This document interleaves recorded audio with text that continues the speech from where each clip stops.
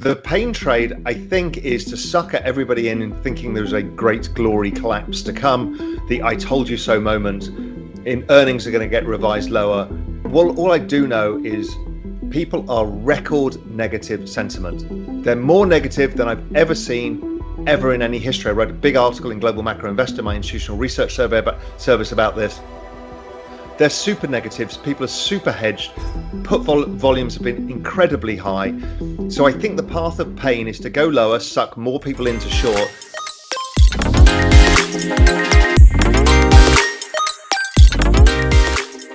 Hello guys, and welcome to another video of Crypto Money Talk. When you look at gold mining stocks since the 80s, they've actually not gone anywhere.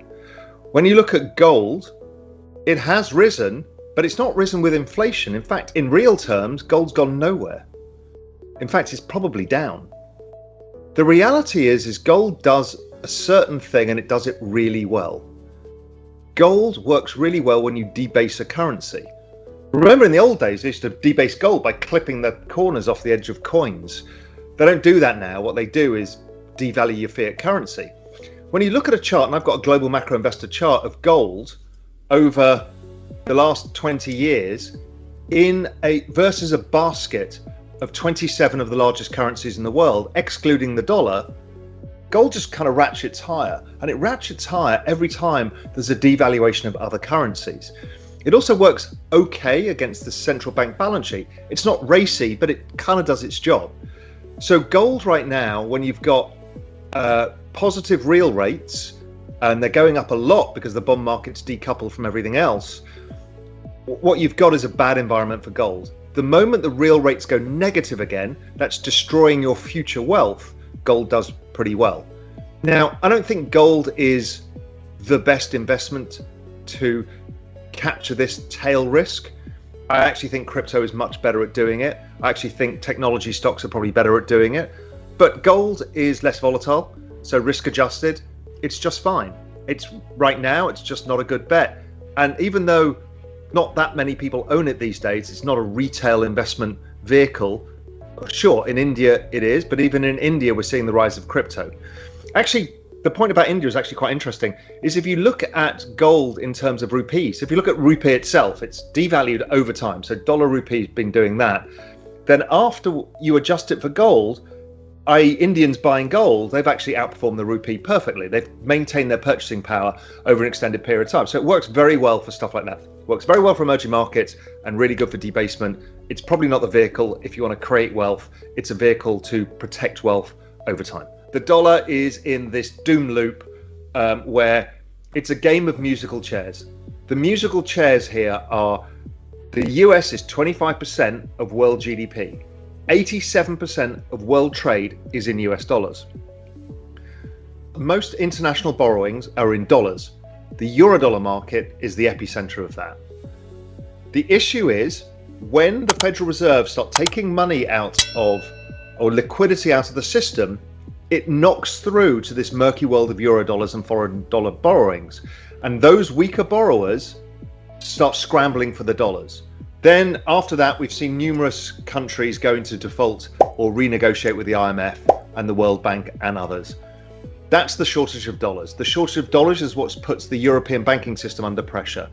The shortage of dollars kind of knocks through for the global market. So that's the dollar problem. The dollar problem is great for the US right now because it means that anything you buy from abroad, particularly the US buys an enormous amounts of finished goods from China, Germany, or Europe, Japan, South Korea, Taiwan. Those are the big industrial nations that export goods. All of their currencies are down between 15 and 30% against the US dollar.